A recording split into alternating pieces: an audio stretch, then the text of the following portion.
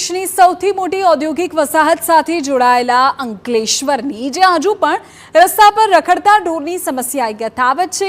ઠેર ઠેર ઢોર અડેંગો જમાવીને બેસી જતા રસ્તા બ્લોક થાય છે।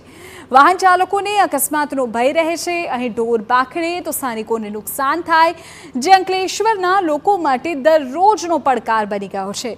ઉલ્લેખનીય છે કે અંકલેશ્વર અને તેને અડીને 1000 જેટલા નાના મોટા ઉદ્યોગો આવેલા છે।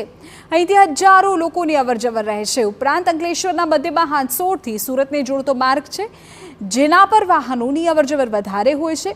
ત્યારે રખડતા ઢોરની સમસ્યાના કારણે લોકો પરેશાન થાય છે।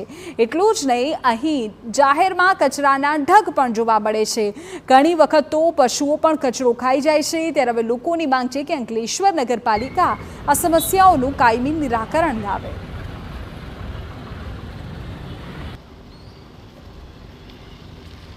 અંકલેશ્વર નગરપાલિકાની જ આ બેદરકારી છે, જે પશુઓને પાંજરે પૂરવાની વાત તો કરે છે, પરંતુ વાસ્તવિકતા તો કંઈક જુદી જ છે।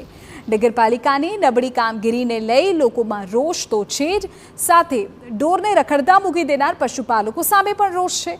આ મુદ્દે નગરપાલિકાને સવાલ પૂછ્યો તો તેમણે તુરંત જ ઢોર પકડ પાર્ટીને સ્થળ પર મોકલી અને સમસ્યા હલ કરી હોવાનો વિશ્વાસ અપાવવાનો પ્રયાસ કર્યો।